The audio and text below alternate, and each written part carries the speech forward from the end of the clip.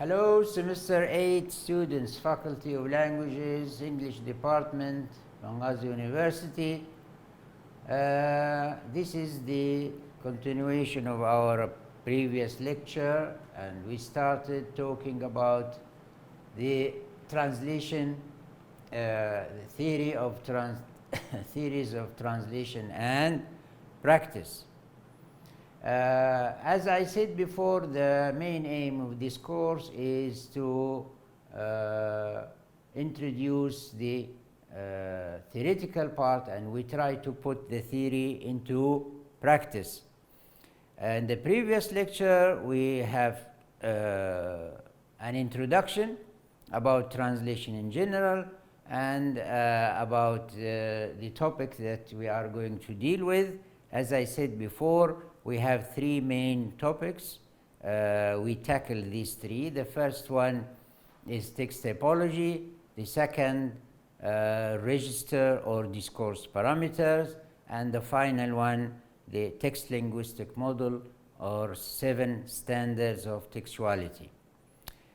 We start talking about some issues about translation, and we said so far in our previous courses our main concern is with translation as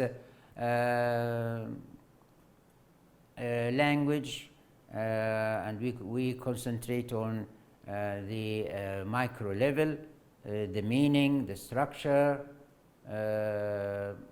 Also, we talked about culture in a way or another, but in this course we are going to deal with issues related to macro level, the abstract things that cannot be seen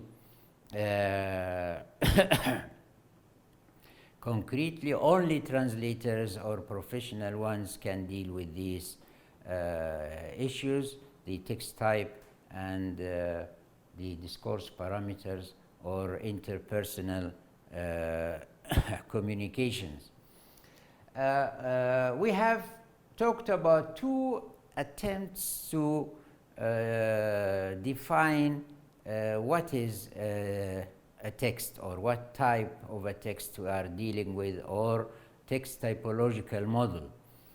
The formal typology and the functional typology, and the formal typology is based on the field of the text. The field, as we said in Arabic, is مجال النص, موضوع النص, but this attempt fails because we have a lot of texts, a lot of types, أنماط متعددة, and another attempt during the 70s led by Newmark, and functional typology based on the function of language by Bohler 1965, and they applied the 3 functions of the language: expressive, informative and vocative to the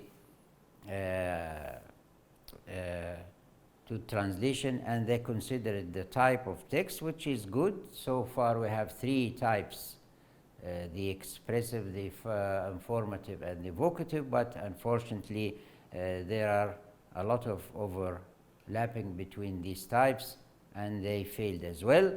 And now we come to our final attempt, which is adopted in most translation scholars adopted this type.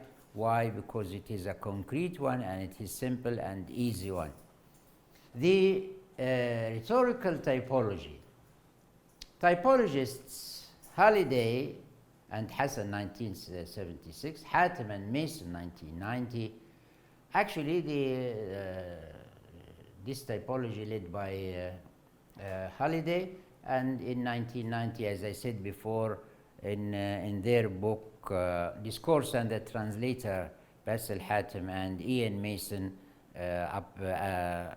adapted this theory and to translation, and they applied it to translation, and they called it rhetorical typology. Hence the title. when we say rhetorical typology, this means that these types are based on the structure of the text. You, as a translator, when you have a text in front of you, before translating the text, you should know the type of the text, namatun nas. And this third attempt, which is the best of the other two, because it's quite simple now for a translator to identify the type of the text. Basil and Hatem, Mason and 90 prefer to divide text according to their rhetorical purposes, الأغراض البلاغية, what you say in Arabic, that characterize every text. When an author or a writer write a text, there is a purpose. So, in order to achieve this purpose, the writer or the author tries to write a text in a way that fulfills his purpose or the purpose of his text. And from this, we can predict the text type that characterize every text. Within this model, three major text types with other branching subtypes can be listed. Three. The theoretical typology, as I said, we have rhetorical typology. The first purpose when you write a text is just to give information to other people, to tell them something, to say something that can relate it to their interests. And this one called exposition or expository text. This one in Arabic, we call it النص السردي, exposition. You just give information, and most of the time the producer, the author I mean, is neutral. He or she rarely interferes with his ideas or his views in the text he is writing. So they call it exposition, or you can say expository, can be adjective or a noun, the same, no problem. And this one is divided, we'll see later. These are the three main. This one is divided into three titles. The second rhetorical typology, the second type, instruction or instructive text. Here, the producer gives us some information about how to do things, how to follow certain steps, how to deal with the thing that we can use in our lives, for instance, how to operate a machine, or how to take a medicine. When you go to the doctor, they'll give you instructions and they give you guidelines, and this is the we call it instruction. In Arabic, we call it al-irshadi, nass al-irshadi. Three, argumentation or argumentative. Instruction or instructive, the same. We can use instructive as a verb, as a noun or adjective. The third one, and I think this one is a bit difficult than the other two. We said that in exposition, the producer of the text give us information. Here, yes, he give the producer gives us information, but he is not neutral in argumentation. The producer involved in the text, and he or she expresses his views and also his or her attitude, so that here the text might or change the behavior of the audience. That's the purpose of the argumentation, and in Arabic we called it an-nassu. It comes from the argument, argumentation, al-jadali, an-nassu al-jadali. So the producer in exposition, most of the time neutral, no interference, argumentation, bias, and interfere and tries to change our behavior, our attitude, and give us his ideas, and sometimes gives his ideas and other ideas. And in this situation, this is argumentation or argumentative, and here the producer is involved in the text. I mean the ideas, his ideas or his attitude is very apparent. So these are the three main. Okay. To sum up, text typologies, we said this is a very good summary. Formal, literary, technical, the functional, the expressive, the informative, the vocative. These are the literary, as I said, these are the field, based on the field, مجال النص, موضوع النص, the topic. This one on the functions of language by Bohler, functional, expressive, informative, the vocative. And finally, we have the rhetorical, exposition, instruction, and argumentation.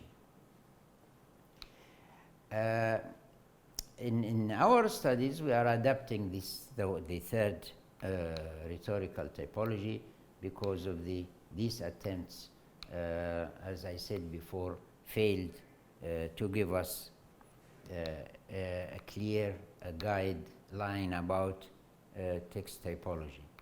So this is a very good summary: the formal, the functional, and the rhetorical. Let us move on. This concludes our class. Thank you for listening. This is the previous. Now we'll come to our main type, which is the rhetorical typology, Hatem and Mason, criticism of other approaches. So we adapt the ideas from Hatem and Mason, who are mainly the founder of the rhetorical typology. Fine. Hatem and Mason's criticism of the formal approach. Hatem and Mason take the stand that texts categorized according to their field of discourse are not most useful. As we said in formal typology, we could not classify text according to their topics. That's very difficult. Here the assumption is that classification of text is based on criteria such as field of discourse alone amounts to little more than a statement of subject what matter.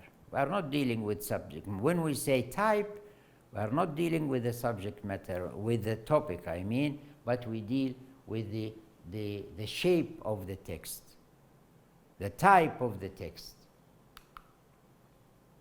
Hatem and Mason's criticism, if defined in this way, text type will be so broad as to have no predictive value, and when attempts are made to narrow the focus of description, we run the risk of ending up with virtually as many text types as there are text. That's, as we said before, that we have a lot of, in the formal typology, we have a lot of topics, and as you know, theory must be concise and to the point. We said this before. Classification based on an over-general notion of text function leads to categories which are too broad and do not admit the possibility of a literary text being didactic and vice versa. One of the problems of text typology is that, however the typology is set up, any real text will display features of more than one type. Hattem and Mason proposed methods for the classification of text maintains that any given text, when meeting a number of standards of textuality, would have a context, a structure, and a texture. This will come later to, to the standard of textuality. This is the third part, but Hattem and Mason would have the context is السياق بالعربي, and structure بناء النص in Arabic, and texture بنية النص. So we have to take care of these three: context, and here the meaning is the linguistic context, السياق اللغوي; structure تركيب النص; and texture as we say, context, structure, and texture بنية النص. Each of these domains is capable of yielding a set of hypotheses about the text, and when they collaborate, they can construct a text that is able to reflect its overall rhetorical goal. So what is the goal, the rhetorical goal of this article, for instance? What is the author going to tell us about? Is he talking about his ideas, attitude? That's mean argumentation. Is he just give some useful information to the reader? That's the exposition. Is he or she going to instruct us to certain behavior? That's instructive. So this rhetorical typology, as I said, is based on the structure of the text, and it is quite simple for a translator to identify the type of the text. Fine. Moreover, it is based on the notion text predominant rhetorical purpose, which is a term stands for the meaning, whereby a text is defined as a token of a type. The term subsumes the set of communicative, pragmatic, and semiotic procedures which followed when relating a text to its what context. So here, each text, as we say, defined as a token, as a type, the term subsumes the set of communicative, pragmatic, and semiotic procedures which followed when relating a text to its what context. What is the context of this text? What is the purpose? What's the rhetorical purpose of this text? So all this based on the structure, on the texture, and on the context of the text. So the rhetorical typology based on the above-mentioned dominant contextual focus, three main text types can be distinguished: exposition, as we said before, instruction, and argumentation. First, exposition. In Arabic, النص السردي. Expository text is used to analyze concepts with the aim of informing or narrating.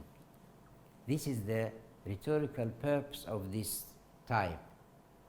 An exposition is used to analyze concepts, مفاهيم, with the aim of informing or narrating, not changing our behavior, our attitude, no, just give us information about something. We'll come to the subtypes. Fine, that's good.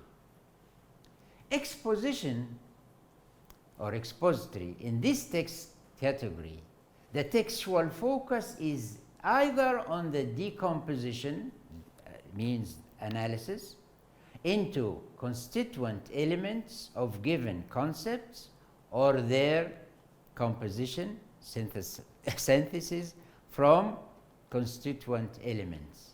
So our main concern here in this category, the contextual focus, what is the main focus of the exposition? Either on the analysis of the text, or you give us some useful information about something. Exposition, in other words, the focus of exposition is on states, events, entities, and relations.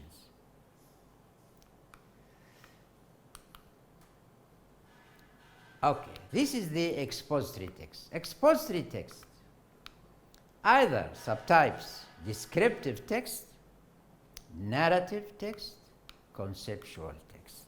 3 subtypes. This one in Arabic I say the sardi, descriptive, al-wasfi, to describe something.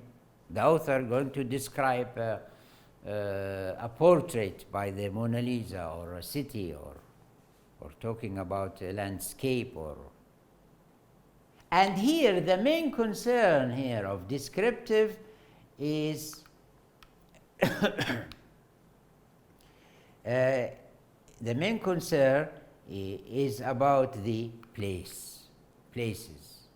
So place here is the main issue in this descriptive, describing places, people, whatever. In narrative, here we find the most important thing is the dates. Narrative الرواعي, history, talking about the history.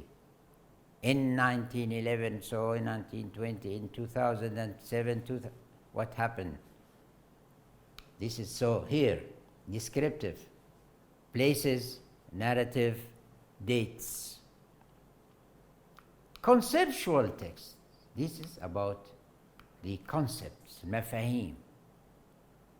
In a society, for example, talking about some concepts in a certain society, about the family relation, about the marriage, or whatever. So here, the expository text or exposition divided into 3 subtypes: descriptive, narrative, and what? Conceptual. Here, the main places, here talking about the dates, history, riwa'i, and this is about the conceptual texts.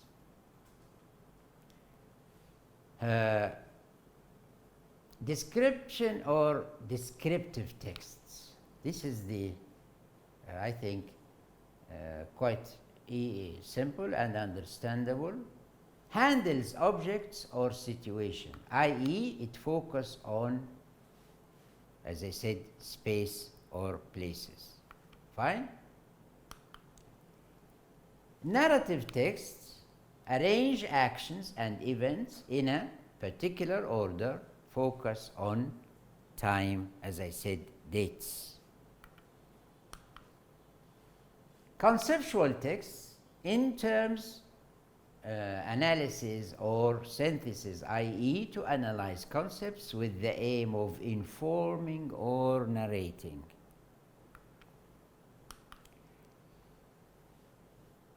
Exposition. In exposition, the focus is on providing detached accounts. As I said, the author most of the time remains neutral. The topic sentence sets the scene and must be expounded, explained. Thus, the scene setter exposes various aspects of the scene being introduced to be expounded. Please refer to text 3 in OK. So here we have texts, we have examples. When we finish the first one, exposition, we'll put theory into practice, and we'll provide you with a text, and we put theory into practice, and we analyze the text, and we see if this text, why is it exposition, why is it argumentation, why is it instructive. Second, instruction, the second main type. Instructive text is used to direct the receiver towards a certain course of action. The focus here is on formation of future behavior in order to regulate through instructions the way people act or think. The doctor, if you go to the doctor, will give you some instructions about your case, and he'll give you prescription and tell you how to use it, and when you take the medicine you'll find the prescription, and then you have to follow the instructions in it.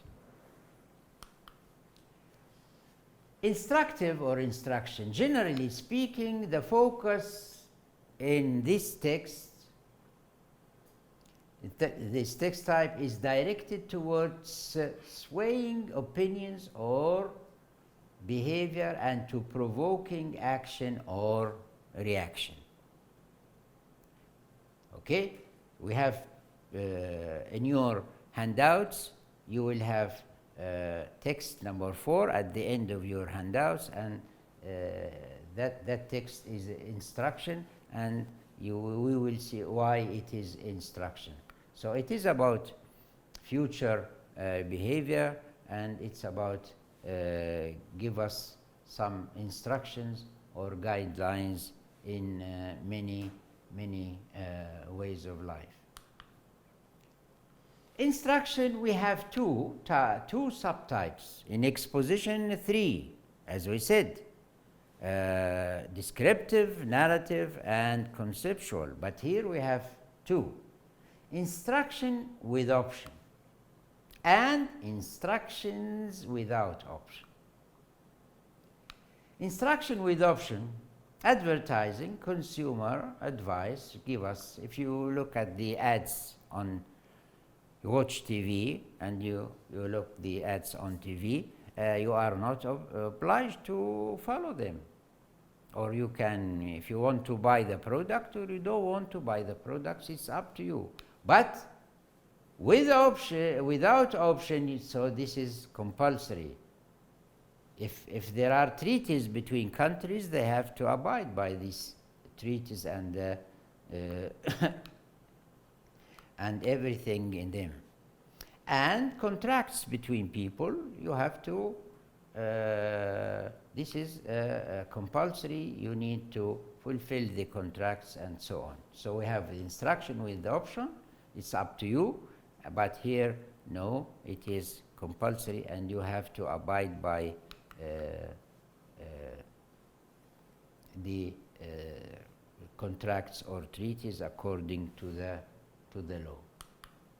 We have at the end of the handout there are a lot of 4 different texts according to the rhetorical typology. Okay, argumentative texts. The rhetorical typology, argumentative text or argumentation. An argumentative text is used to evaluate, and this is very important, objects, events, or concepts with the aim of influencing future behavior. Here, the author or the producer tries to influence our future behavior, to change our minds, to change our ideas, to guide us in a certain way either to accept or to refuse or to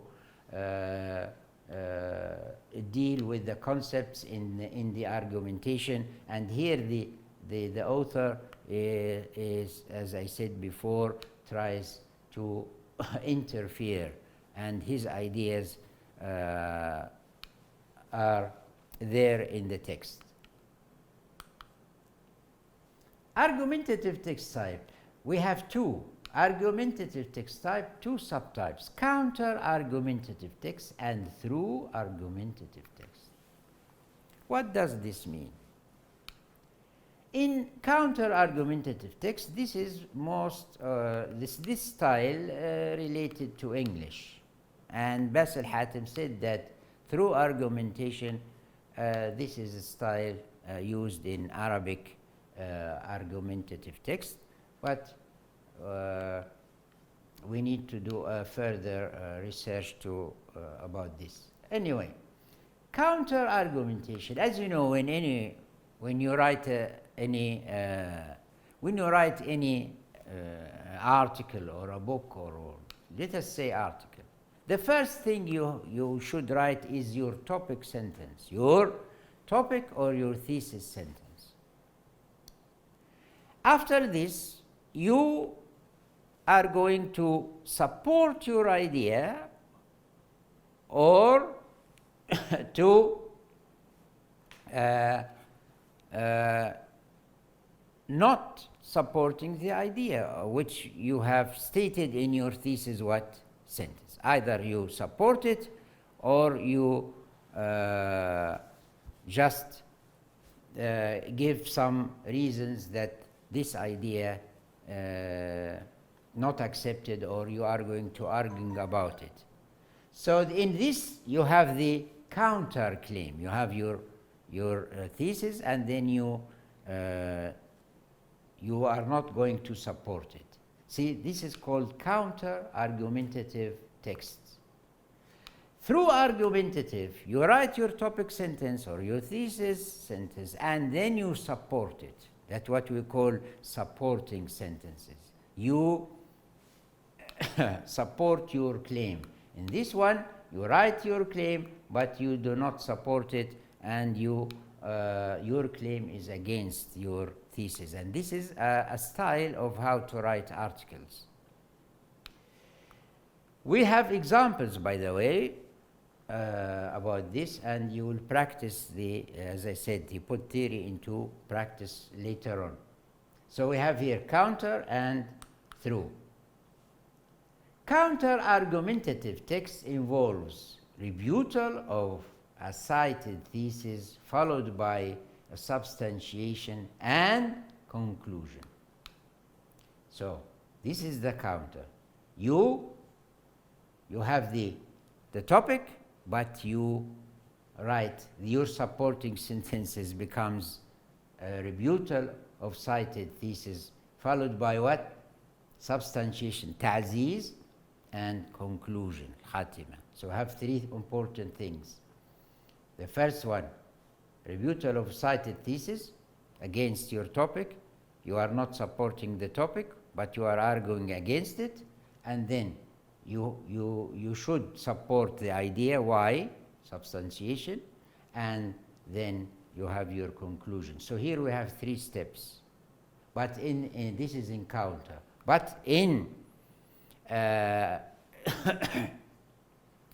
other subtype, which is, for instance, Russian space program. That's a good question. This is to be opposed. This is the topic. This is, we put theory into practice here. For the Russian space program, the comeback was supposed to begin last month. بالنسبة لبرنامج الفضاء الروسي فإن العودة كان من المفترض أن تبدأ الشهر الماضي. Fine, this is the Arabic translation. This is your topic. Look at the counterclaim here. Opposition.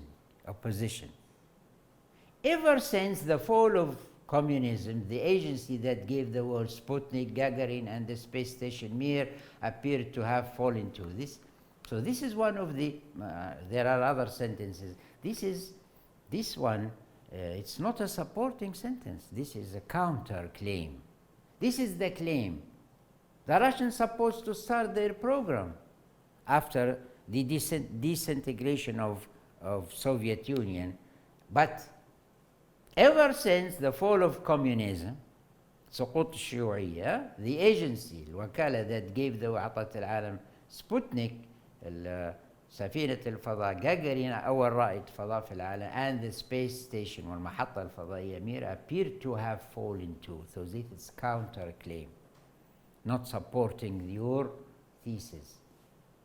This is a very good example. This is to be opposed, and this is the opposition.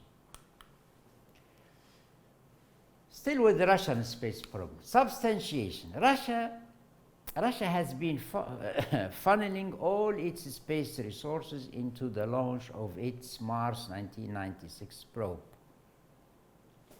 Okay? A lot of money spent. This is substantiation one. This is the counterclaim. So your substantiation. Why? 2. But last month the Grand Promenade, الرحلة العظيمة, this is French, promenade, to Mars turned into near-Earth lobshot, falling down, like when you play football. Huh? Third counterclaim, substantiation your claim. Russians sustained a less conspicuous public relation blow when officials admit that the two of the country's spy satellites had recently fallen from orbit. This is a disaster. So the topic sentence, and these are the counter claim, not supporting sentence, but the opposition of the claim which was in the thesis or topic. Conclusion: in the wake of the Mars debacle, في مأساة اللي حدثت في للمريخ, this was enough to cause observers inside Russia and out to wonder aloud just how deep the space program's troubles run, and whether any technological solution can fix what ails it. So this is the conclusion. Even the conclusion is substantiating the counter claim of the topic sentence. This is the other subtype. The through argumentative text is characterized by an extensive substantiation supporting your idea, your thesis, your topic, of an initial thesis followed by a conclusion. So here extensive substantiation only, and then you find the conclusion. So here you are supporting your thesis. Here we have, okay, this is an example of the through argumentation, and there we have an analysis. For instance, the defense of a human right does not at first sight, and so on. This is, you will take it later on. Okay. So we have so far, this is the argumentation, counter argumentation. This is cited to be opposed, opposition, counter, substantiation of counter claim, and 4 conclusion. For through argumentation, we have 3 steps. Thesis cited to be subthesis, mean the topic, substantiation, and what? And conclusion. So counter and through. Fine. Counter argumentative. Within counter argumentation, there are 2 subtypes: balance and explicit concessive. Counter argumentation.